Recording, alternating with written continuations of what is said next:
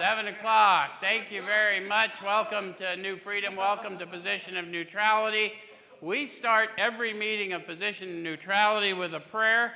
And I want to say something to you about Chaplain Lee and I. There was a rumor that we were out of the game. But I want you to know that we're both here. He's going to open us with a prayer. Come on and stand to your feet all over this room.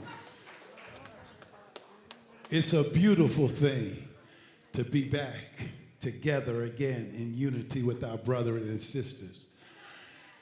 The devil thought that he had a plan, but I'm reminded no weapon formed against us will prosper. Father, we thank you again tonight for such an awesome occasion to come together. We thank you, Lord, for your presence in this place. We thank you, Lord, for everything you have done. We thank you for your healing virtue upon myself, upon my Pastor Joe, my brother, and everyone in this room that has been dealing with illness. We believe, God, that you are an awesome God.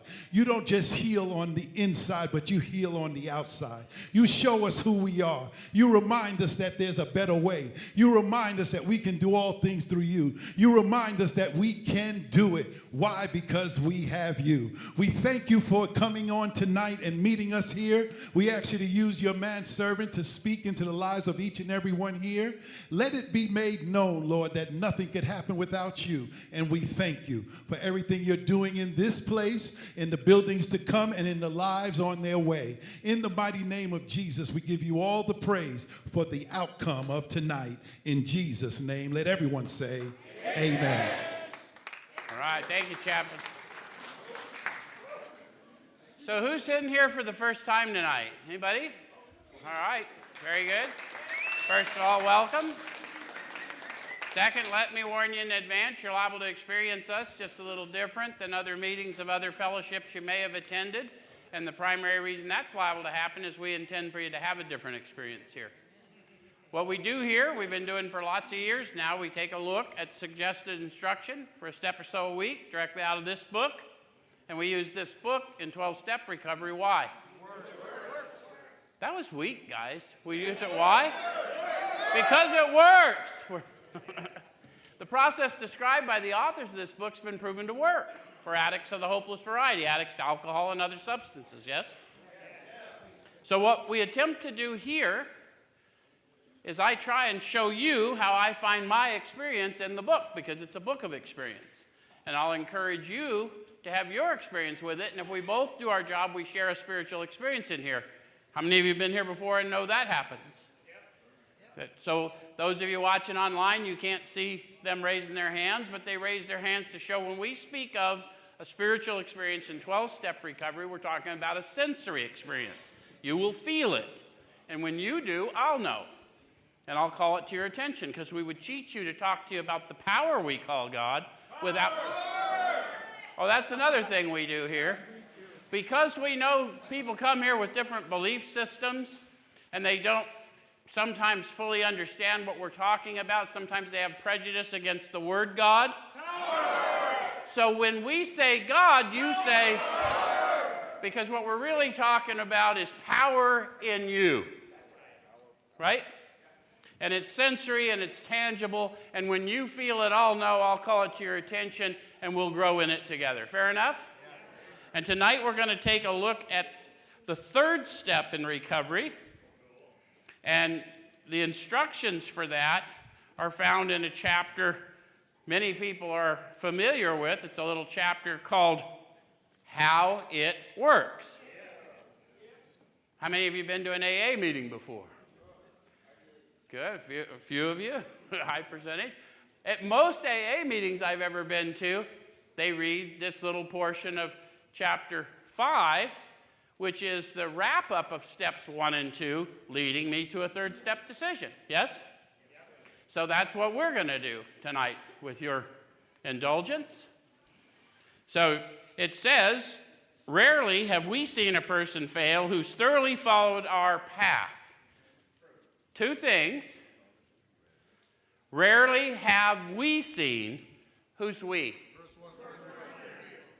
Yeah, it's important we help people know that when they say we in this text, they're talking about the first 100 who recovered, the authors of the book. And why that matters is if you haven't had this experience and they describe an experience you haven't had, but you think you're the we, then you think it's all nonsense. So we're reading their testimony unadulterated all these years later. So it's important to know who's witnessing to this so that we know, okay, I'm not having that experience. Why? Well, the second part of the sentence tells me that. Have thoroughly followed our path.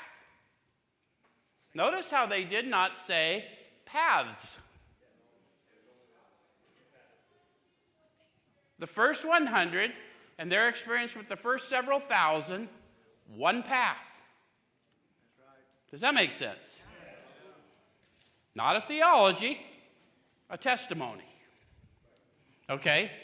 So then it says, those who do not recover are people who cannot or will not completely give themselves to this simple program. Usually men and women who are constitutionally incapable of being honest with themselves.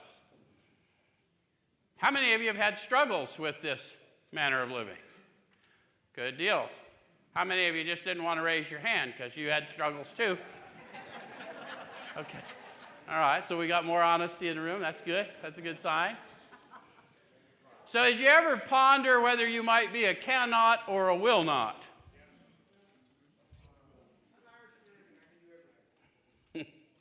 That's good. Okay, so all I want to know is they said cannot or will not, and they don't seem to differentiate between the two. How many of you had the experience of thinking you were a will not until you found out you were a cannot? I do what I want to do. So it says, constitutionally incapable of being honest with themselves. About what?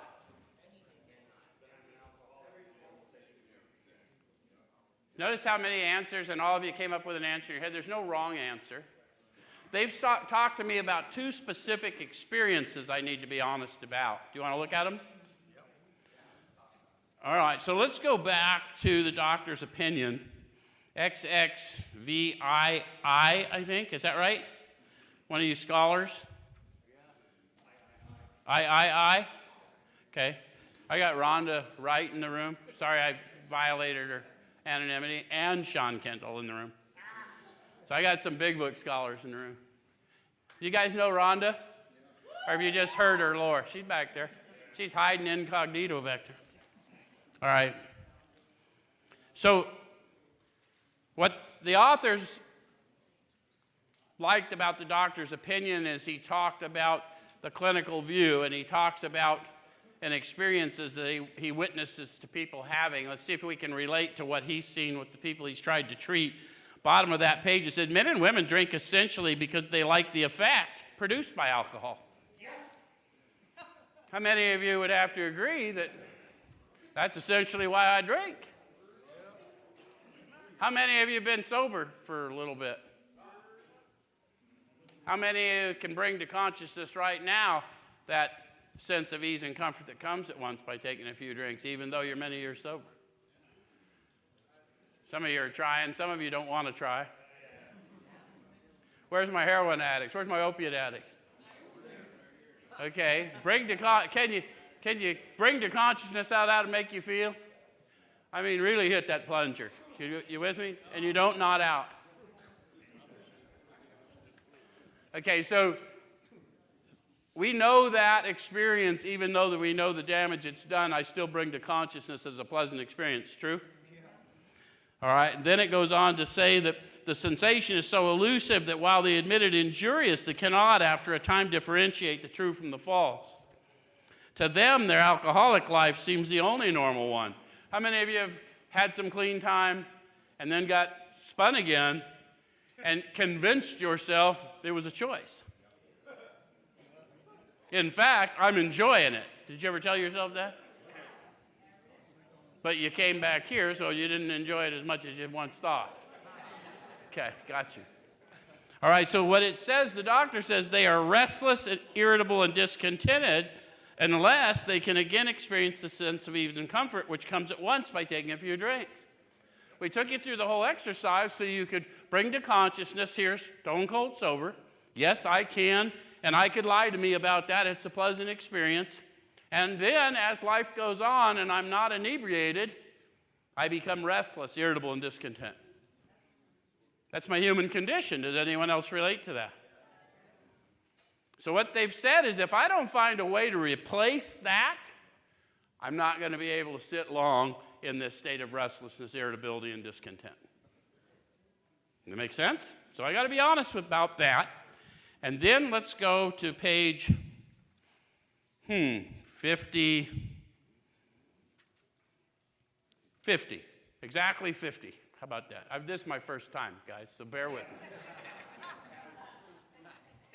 So the authors are now talking about the doctor's experience and their own experience, the doctor's opinion and their experience, and they're telling you about the authors of this book and what they witnessed to. The title of the book being Alcoholics Anonymous, the story of how many thousands of men and women have recovered, right? So now they're saying, the bottom of page 50, here are thousands of men and women worldly indeed. You know what they mean when they say worldly?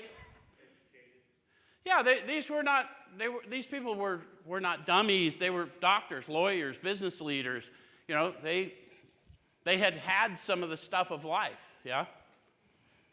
And it says, they flatly declare that since they have come to believe in a power greater than themselves, to take a certain attitude toward that power, and to do certain simple things, there's been a revolutionary change in their way of living and thinking. How many of you, even in sobriety, have discovered that there is a desperate need for a revolution from time to time in the way you're living and thinking?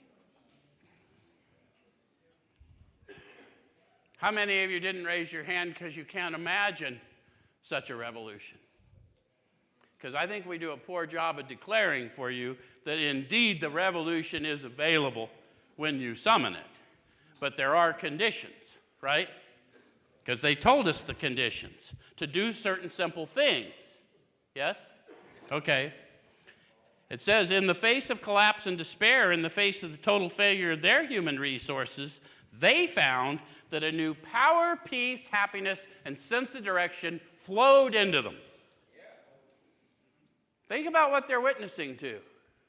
We talked about how you could bring to consciousness that rush from whatever, that ease and comfort, just by thinking about getting a fix. And now they're saying they found that a new sense of power, peace, happiness, sense of direction flowed into them. They didn't say drip or trickle.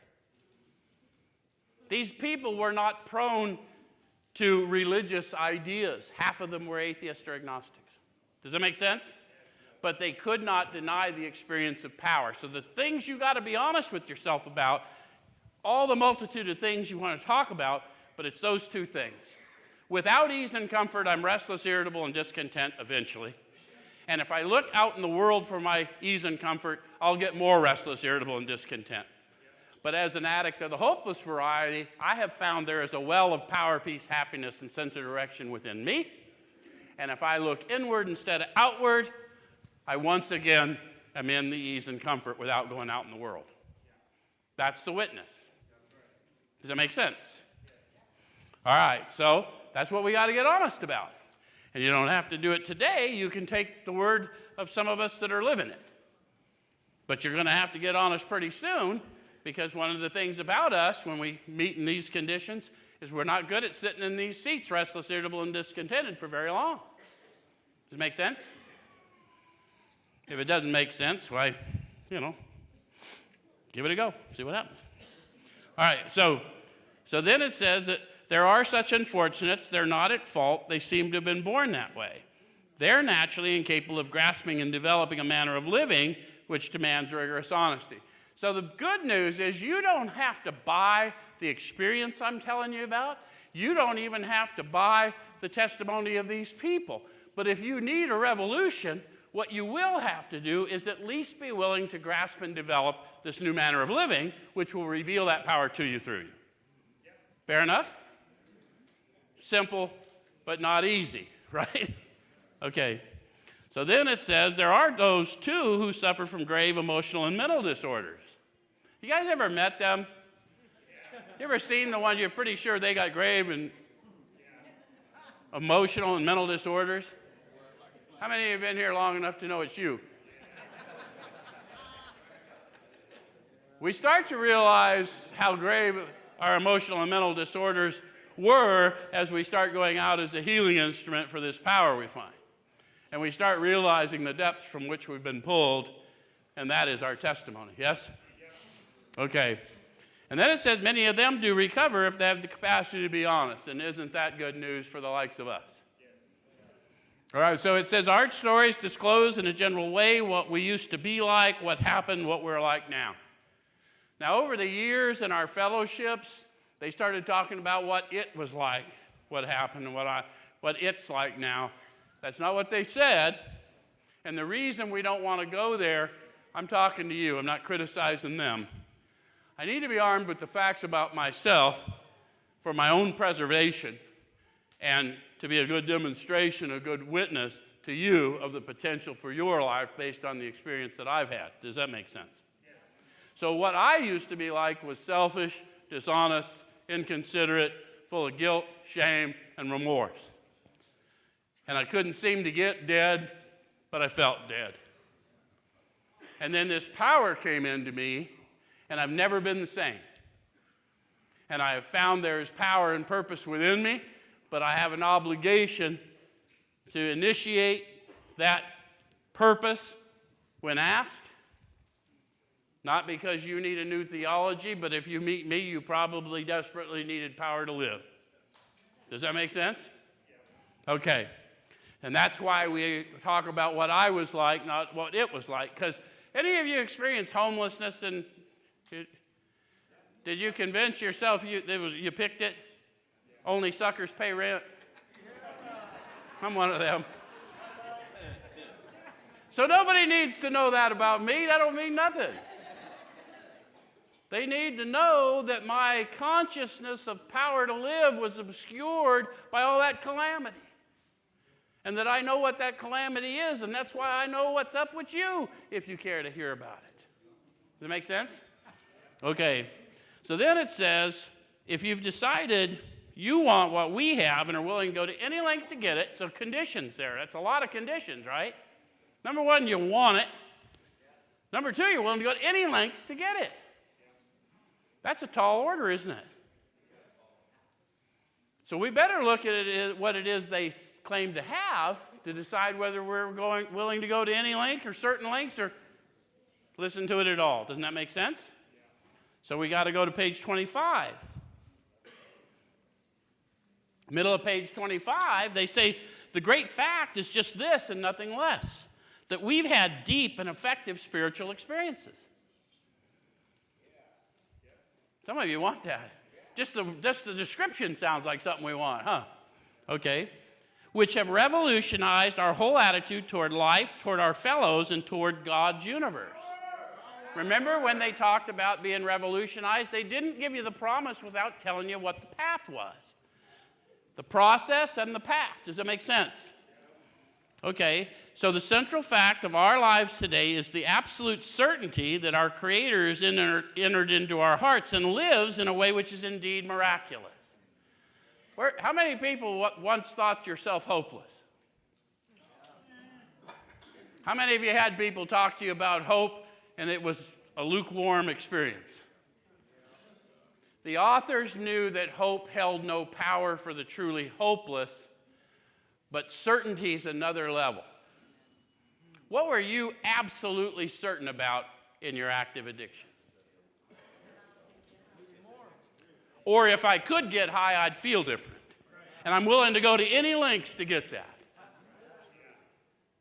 True? Who's feeling that? I'm feeling some of you feeling that powerfully. So you're getting some revelation. This is the Spirit speaking straight to your spirit. Believe that. Okay, so now, if that's what they're witnessing to, they went through this process, they started serving others, and now they are absolutely certain that their Creator, half of them didn't believe in, lives in and through them. Yes. And that's how they get their ease and comfort today. That make sense? Yes. How many in the room are living in a similar manner of living and can show these people? There are those of us that do that every day. That's why you see us. You think we do this because we're some kind of celebrities. No, we do this because my life depends on it. So it says, he has commenced to accomplish those things for us which we could never do by ourselves. Then they go on to tell you, you may not be as bad as us, and if so, you do you, boo. So if you're as seriously alcoholic as we were, we believe there is no middle-of-the-road solution. We were in a position where life was becoming impossible. And if we had passed into a region for which there is no return through human aid, we had but two alternatives. Do you understand that an alternative is not a choice? A choice is I got this or I got that, and I could take this one but not that one. An alternative is not a choice. An alternative is I'm already on the train that's going to derail.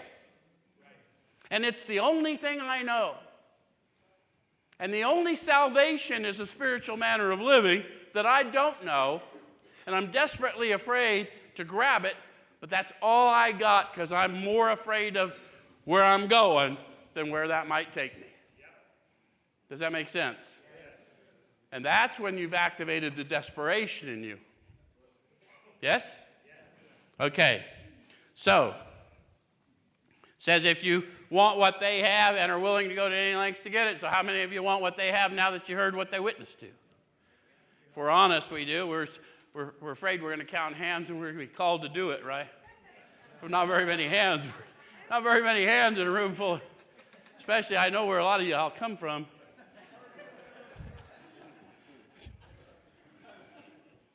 I mean, it don't get much better from here if you don't take that alternative. Anyway, so then you are ready to take certain steps. Certain meaning unfailing at this point. Does it make sense? If you will take these steps, you will indeed have this experience. Yes? Yeah. And why do they know that? Because it happened for them and it happened for thousands, and they recorded their testimony in this book.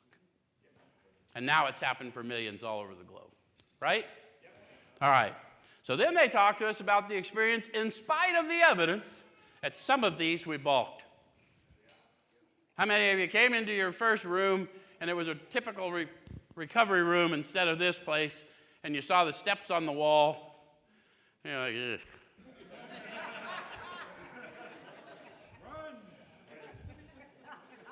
Yeah. I was told early on, hey, son, don't take your steps off the wall, because if you do, you got an off-the-wall program. Find you somebody in the manner of living, let them help you out with that process and help you confront your honest doubt and prejudice. Yes? Okay. So at some of these we balked. We thought we could find an easier, softer way. But we could not. Who's the we? First 100 and the thousands they witnessed to. So it says, with all the earnestness at our command, we beg of you to be fearless and thorough from the very start. Why would I, putting myself in their shoes, beg of you to be fearless and thorough from the very start? Because if you ran into me, we're here to talk about more than hangnails. Because we don't have accidents. If you ran into the likes of some of the people I know in this room, you probably need the help. And it ain't us going to give you the help. We're instruments of help. And we're under no delusion that that's not true. Does that make sense? You know, all the years and all the thousands of people I've taken through this process, you know how many people have enjoyed the benefits of sobriety as a result of my work? One. Because it wasn't my work, it was his work. He did everyone else too. Does that make sense? So, with all the earnestness at our command, we beg of you to be fearless and thorough from the very start. Some of us have tried to hold on to our old ideas, and the result was nil until we let go absolutely. Guys, especially in our population, if you're still a prisoner to who you think people want you to be, when you're trying to grow into who you want to be, we need to break those chains for you. This whole movement here is founded on these principles that a convict, properly armed with the facts about himself, can generally win the confidence of another convict in a few hours, minutes, or hours. And until such accommodation is reached, little or nothing can be accomplished. Does that make sense? And so you don't have to be inauthentic with me because we know how you got here. In fact, we celebrate who you are and who you've been and who you're going to be, because we're going to introduce you into who you really are and whose you really are, and you're going to go out and you're going to create change. Does it make sense? Okay. So it says that remember that we deal with alcohol, cunning, baffling, powerful. Any of you get troubled with the idea of that chemical being cunning, baffling, and powerful, and how many of you feel that to your core? Yeah, that's why we did it. We'd have clean time. We'd know that there was no good outcome. I'm not the guy they talk about doing the same thing, expecting a different result. Any of you guys ever hear that? That ain't me. That's an amateur. I did the same thing with no expectation of a different result. This is going to suck. Watch. You with me? So it says, without help, it's too much for us. But there is one who has all power. That one is? Power. Yeah, I stopped short, and you're right on it, right? I didn't have to say God. Power. So if God's got all the power, how much power have I got? How much power you got? That's a hard admission, but my life is absolute demonstration of it. Does it make sense? Okay. So it says, may you find him now. Where are we going looking? And how are we going to look? Sometimes we have to search fearlessly. So now the logical moving forward starts to emerge. I got to go inside. I got to identify the calamities, pomps, and worships. And I'm going to have to search fearlessly. And I'm going to get, now that I've encountered this power, I'm going to say a prayer and ask to look inward to find out those facts about me. Yeah?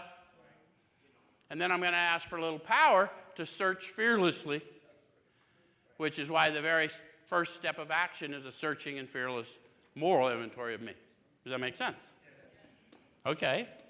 So then they start talking about the way we think and what we think we know and what we show we know. You guys ever notice how what you profess to know and then what you show you know?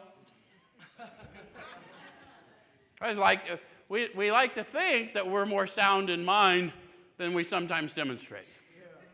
So it says, half measures availed us nothing. So what does that mean? And they already told you that they had tried some of this. They're witnessing to you. These guys are telling you all the mistakes they made to come to the conclusion they did. No one's looking for perfection. They're looking for progress. And that's what they tell us throughout this book, right? So they discovered half measures availed us nothing. So for you guys that are still trying to be with the homies when it's comfortable and a spiritual giant when you're in another circle, I'm here to tell you you're not the first one to try it, but it is not going to work.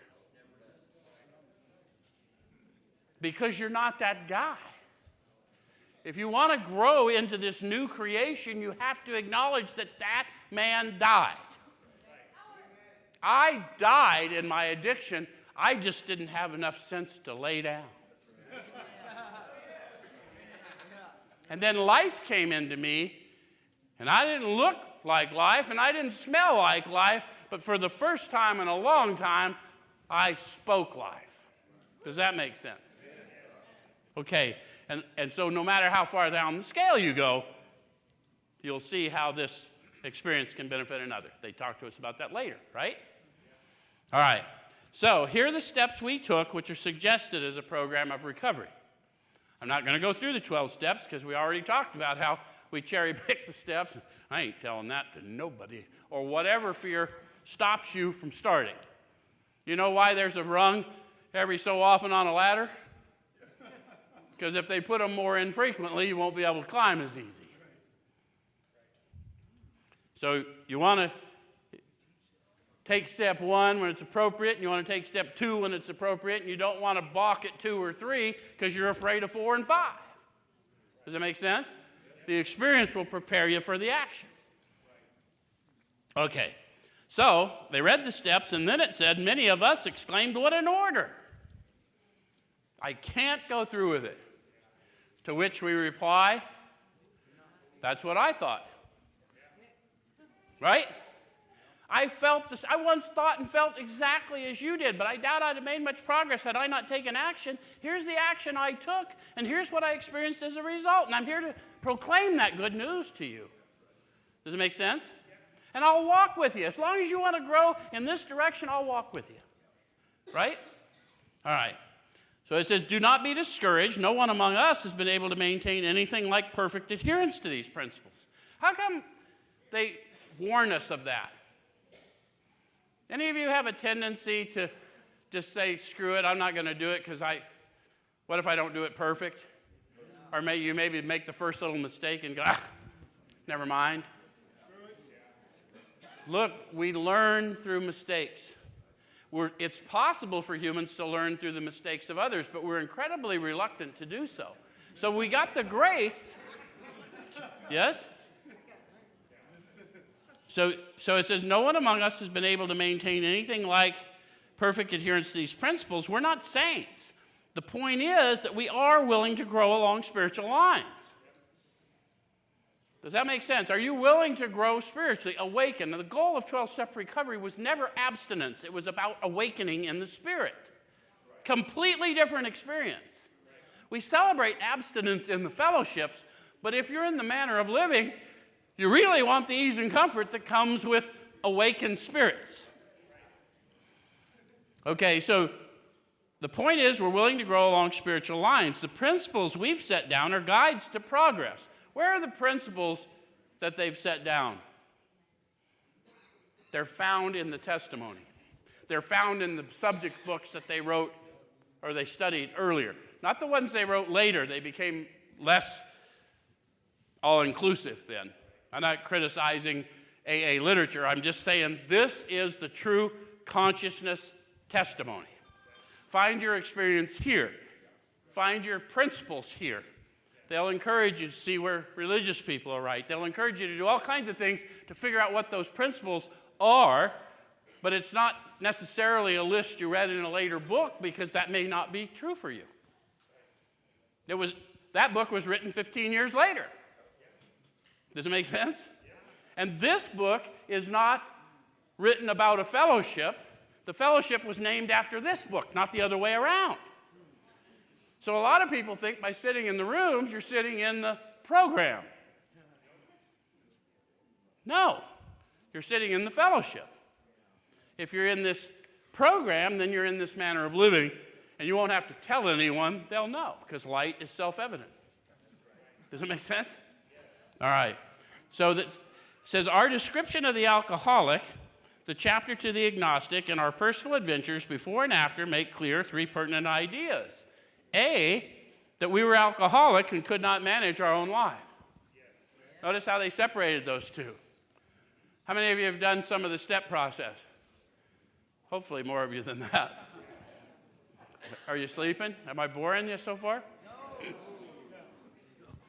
So, how many of you have discovered that I was alcoholic? I admitted to powerlessness and unmanageability before I knew what they said the unmanageability was. I thought my unmanageability was outside. So they didn't even disclose to me that alcohol was my solution until it became a problem. And then I realized I was trying to medicate away that unmanageability within. And they didn't disclose that to me until my step 2 experience, right? Then it says that probably no human power could have relieved our alcoholism. That's entirely an internal journey. You don't have to cop that to me. You don't have to cop that to whoever you're working with, your mentor, your sponsor. But you need to know, because, see, you're not going to fool the power within you. The authors talk about more about alcoholism. We learned that we had to fully concede to our innermost selves that we were. That's the first step in recovery. You don't see that on the walls. But you cannot fully concede to your innermost self based on a lie. So who's feeling that? I'm feeling you feel me. Okay, so this is just between you and that power in you. If you know you need help, that's the time. You don't have to know a name. You don't have to know anything but an experience, because he's going to meet you right where you are. And he's going to tell you who he is as you walk out in it. Does that make sense? And then we got all kinds of books to recommend to you to learn more as you grow. Okay. And then that God could. They're either mesmerized or asleep, Sean. That God could and would if he were sought. Now, they wouldn't have told me that had they not told me where I was seeking. Where am I running? Down the highway? Fearlessly within. Does that make sense? Okay. So now it says being convinced. We are at step 3. Being convinced of what? You agree with Sean? Okay. Which is that we decided to turn our will and our life over to God as we understood him. Now, guys, we get in a hurry, like we think we're recruiting. They didn't say God as you understand him.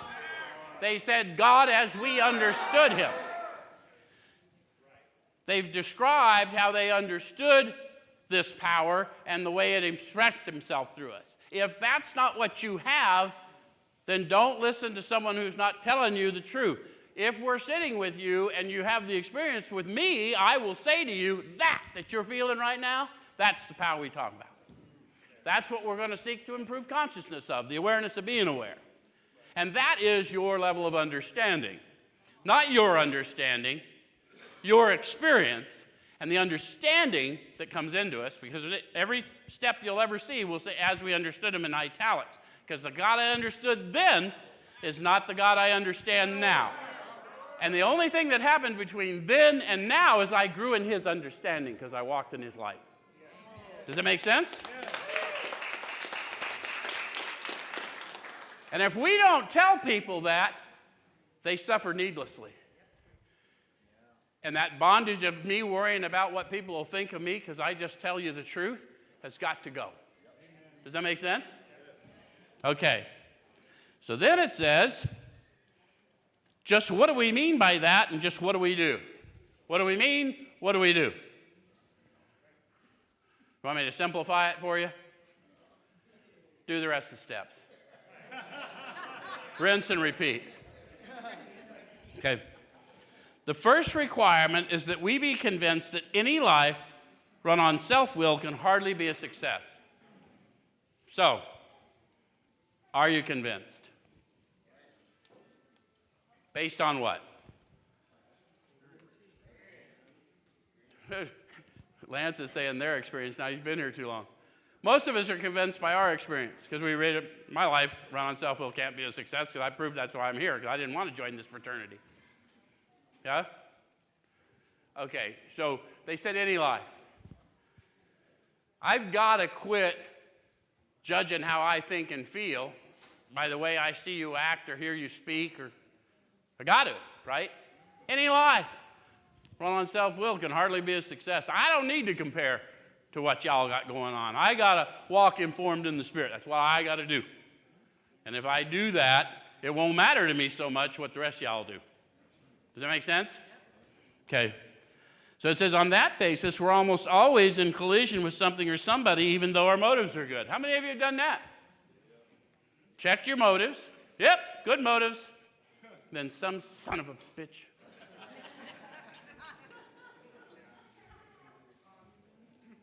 Okay, they're going to talk about that experience. Most people try to live by self-propulsion. Notice what they said. One of the things you got to know about this book, it's very brief for what they uncover for us. And so you got to pay attention to every word because they agreed on every word. They meant the words they said, and they said the words they meant. If they wanted to talk to me about an alcoholic, they would have said alcoholic. They didn't. They said most people try to live by self-propulsion. How many of you got your alcoholism confused with your human condition? How many of you confused other people's human condition for alcoholism because that was your only frame of reference? How many of you have grown in the Spirit and realized there's plenty of crazy people who never did all the crazy shit I did? Okay. So each person is like an actor who wants to run the whole show. Is forever trying to arrange the lights, the ballet, the scenery, and the rest of the players in his own way. If his arrangements would only stay put, if only people would do as he wished, the show would be great. How many of you have thought that way? Notice how unassaultive that is on our ego. Oh, I've thought like that. So they want us to sort of move into this journey of self-discovery without telling us we're on a journey of self-discovery, knowing how sensitive many of us are and how quickly we reject others' opinions. Yes? Okay, so everybody, including himself, would be pleased. Life would be wonderful. In trying to make these arrangements, our actor may sometimes be quite virtuous. He may be kind, considerate, patient, generous, even modest and self-sacrificing. Thank you. How many of you, like Sean, find yourself there? Honest, modest, self-sacrificing. Come on, I should see every hand in the room because all of you got it in you. Yes? Now, that may not be where you operate a high percentage of the time or all the time, but it's in you. Yes? Okay.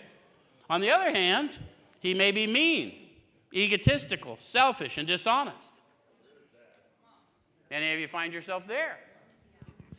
How many of you are more comfortable finding yourself there than in the other if you're not?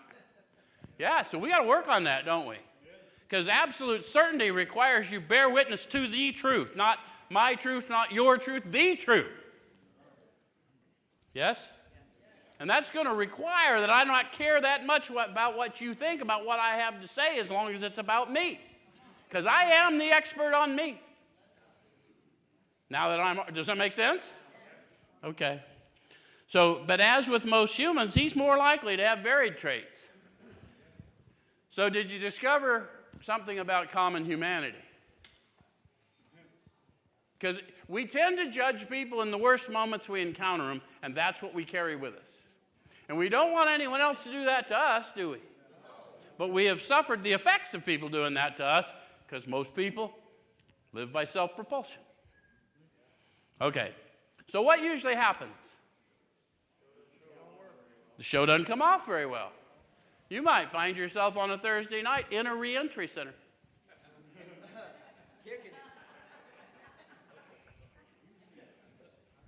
Show's coming off just fine, trust and believe. But sometimes this wasn't our aspiration when we launched from kindergarten, was it? Boy, I sure hope someday I get to go to a reentry center.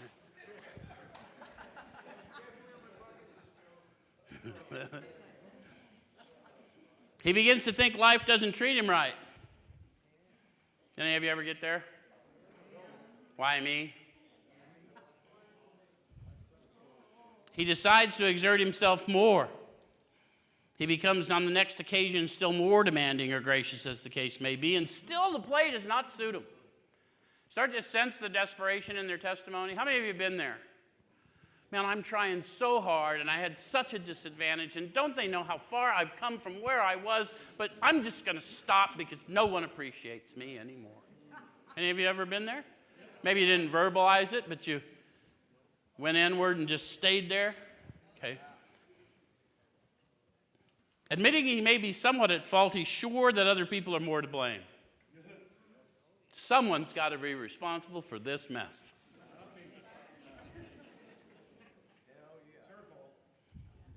He becomes angry, indignant, self-pitying. What is his basic trouble? So in this book, when they put a question mark, that's why they call it a text. It's my time to go inward, where power is found. Because eyesight without insight is spiritual blindness. And I've walked in the world blind long enough. Yes? Okay. So it says, is he not really a self-seeker even when trying to be kind? Question mark. Did I not have some attachment to my selfless act if I'm disappointed how you received it? Did I not have some attachment to my selfless act even if I don't outwardly act it, I feel some kind of way because you didn't appreciate me sufficiently? There's another book that says, do not let the right hand know what the left hand is doing. Become unaware of selflessness, and then you're truly selfless. And guess what? You can't produce it. So it's a state of being. It's allowing the power to use you as an instrument. And once you realize that you're just an instrument, there's no need to claim credit or response. Does that make sense? And that's an aspiration, guys. I'm just talking to you. But those of you, how many of you have been blessed with a spiritual awakening as a result of the steps and works with others? Don't you have to admit at times when you're doing that, there's things flowing out of you that you did not have in the knowledge bank, that is all of a sudden, and you're just as amazed as they are, then you experience selflessness. And the thing you need to understand is you'll have people in fellowships tell you, we're a selfish program. No, we're a selfless program, but selflessness and selfishness look very much the same to people who don't know. Because I'm walking in certainty. So I'm not conscious of your feelings when what you need is an introduction to truth. I'm not saying be mean. I'm talking to you about me anyway. But if you're going to be offended but what I tell you is my experience, that ain't on me. You ever have the mailman drop you off a gas bill and you were madder than hell at the mailman? No, you're mad at the gas company. I'm not telling you your experience, I'm telling you mine, but I'm doing it in absolute certainty. And if you don't like my experience, then do you, boo? Am I making sense? I'm not saying go out and be mean. I'm saying get it straight. We're not talking to them. Their faults are not discussed. We stick to our own. I got a whole fitness step to get me ready to do that. And I don't have to talk very much. You guys that are doing a lot of 12-stepping, we don't have to talk very much, do we? Because the light is self-evident. They've been watching. Who's feeling that? Okay. All right. So, what the hell did I do? Oh. All right. So, the show doesn't come off. He begins to think life doesn't. Oh, I'm all the way down here. What is his basic trouble? Is he not really a self-seeker? Is he not a victim of the delusion that he can wrest satisfaction and happiness out of this world if only he manages well? So 2 questions. Have you ever been victimized by that delusion? One time. And did you know that it was a delusion? And if you say yes, then I'm going to say to you, do you know the nature of delusion? The nature of delusion is I lie to me and I don't know I'm lying. So I can appear quite certain and be absolutely full of caca. Yes? Let me tell you about spiritual truth. When I witness to you about the truth about what happened to me, it comes with a signature. You may not know why you feel different when I'm witnessing to you, but you will feel different because you ask for that testimony. Does that make sense? I'm watching people I know bear witness to the truth, and that's all we do. And when we do, it comes with power, does it not? Not a concept, not a light bulb, not a doorknob. It comes with power. And the blind see, and the lame walk, and the captives are set free. Okay. So, is it not evident to all the rest of the players that these are the things he wants? How many of you run around pretending you're in charge? Someone figured out you weren't in charge. In fact, they thought they were in charge. And then there was a little kerfuffle. That ever happened to you? Okay. And do not his actions make each of them wish to retaliate, snatching all they can get out of the rest of the show? Is he not even in his best moments a producer of confusion rather than harmony? So see how they're talking in third person? They're talking in third person for a reason. It's less assaultive on my sensitive ego. I need to see that about me. I don't need you to tell me that. That's why I'm going to tell you about how that looked for me. You know why no one can read this book till someone shows them how? Because they wrote it that way. We're not here to change it or tell people who they are. What we're here to do is show you how to read it. It's written in first person and third person. It's written in past tense and present tense. And if someone that isn't in the manner of living doesn't help you understand to switch between the tenses, you have no idea what they're talking about, so you go make it up and you suffer. Does it make sense? All right, so do you understand what they're talking about, creating confusion rather than harmony? I can't tell you what it looks like for you, but I can tell you, for me, this is the show that is my life. And all of a sudden, I decide I'm going to go arrange the lights, the scenery, and the ballet. And I'm off over there somewhere, getting somebody just right. Then the lights pan to me, and it is time for me to play the part that is my life. And the show can't come off because I'm not there to play my role. So no matter how perfect they are, when my time came, I wasn't there to play my part. Does it make sense? And some of you might see that in your story, and if you don't, that's fine. That's just what I learned. I mean, I had all these faults because I had imperfect parents and imperfect kids, imperfect employers. Any of you?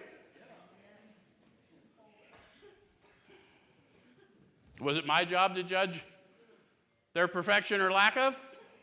No, it was my job to encourage. So I was off arranging the lights, the scenery, and the ballet instead of playing my part. Encouraging, never discouraging. All right, you ever been to a courtroom? Look at who I'm talking to. You notice how the defense is at one table and the prosecutor's at another?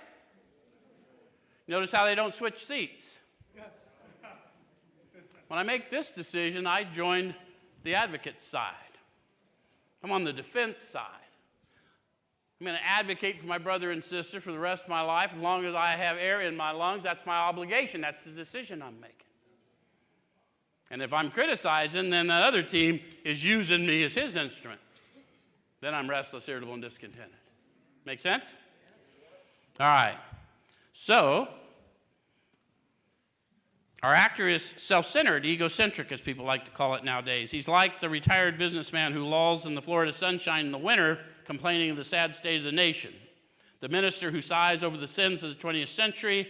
Politicians and reformers are sure all would be utopia if the rest of the world would only behave.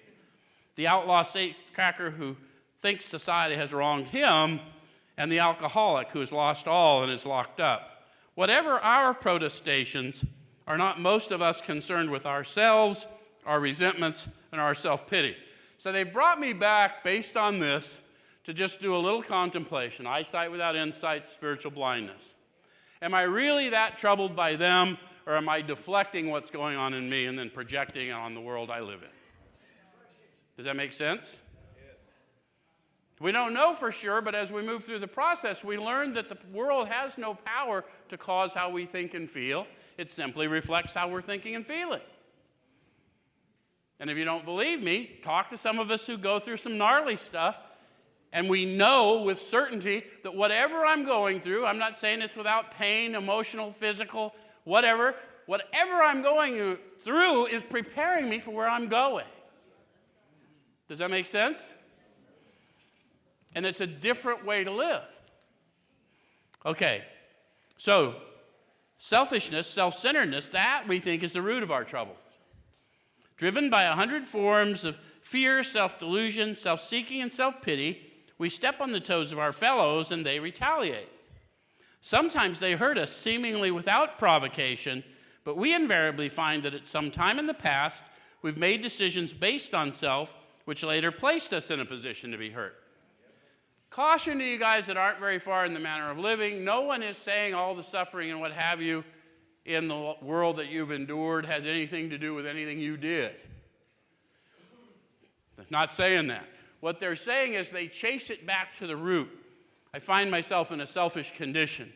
I want to see what self-seeking behavior led me to that selfish condition. I want to see what lie I told to me to start engaging in selfish behavior. And I want to see the fear that drove me to start that in the first place. And if I go through that process in 4, I'll start to see how fear drives me to start acting in ways that are inauthentic to me in order to win your approval or to justify bad acts for me or whatever. Does that make sense? I want to fit in a certain group, but I got to talk and act in a certain way that doesn't really feel right, but you buy it, and I really want you to like me, and pretty soon everyone believes it. You still don't like me, and now I don't like me. Did you ever find yourself there?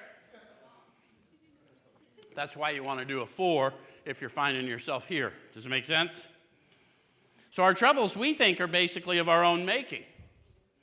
They arise out of ourselves, and the alcoholic is an extreme example of self-will run riot, though he usually doesn't think so. So I don't know who the rest of you are, but I have determined that I am this alcoholic.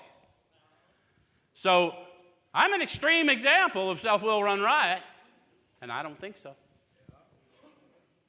Any of you relate to me? So what are the chances I'm going to get well on my own? History would say they're not good. Yeah? Okay. So above everything, we alcoholics must be rid of this selfishness. The rest of the world's going to be the rest of the world. If I've determined I have this hopeless condition of alcoholism, I'm going to have to get rid of self. It says we must, or it kills us. God, power makes that possible. And there often seems no way of entirely getting rid of self without his aid. How many of you tried over and over to get rid of self without summoning the Spirit and realized not only often, but never? Okay? Many of us had moral and philosophical convictions galore, but we could not live up to them even though we would have liked to. Any of you discover that? You seemingly knew the right thing to do because you could tell others the right thing to do, but you couldn't always manifest the power in you to do the right thing. Welcome to the human condition, right? Okay, so neither could we reduce self-centeredness much by wishing or trying on our own power. We had to have God's help. So who's we? This is the first time you get to make a decision. This is their testimony and their witness of the first several thousand. But if you want to join them, this is the point where you get, nope, I got to have that power too. Does it make sense? Who's feeling that? Because that's the power. That's that you're feeling. That's the power we're talking to you about. Okay, so this is the how and the why of it. First of all, we had to quit playing God. Why do we have to quit playing God? Doesn't work. Right? God's a tangible sensory experience. It's power to live from within. It's power to live a transformed life. I don't possess that, but it flows through me. I have access to it. Does it make sense? Next, we decided that here and after in this drama of life, God was going to be our director. He's the principal, we're his agents. He's the father, and we're his children. Most good ideas are simple, and this concept was the keystone of the new and triumphant arch through which we pass to freedom. I'm going to stop with this because you can go say your prayer on your own, whatever meaningful it's to you. But what is this concept that is the key, that arch, that I'm going to walk through to freedom? He is the director, and we are his agents. And he's the father, and we're his children. So what I want you to know, walking out of here if you want to grow, who you are and whose you are. And if you know those two things, your victory is assured. Thank you very much.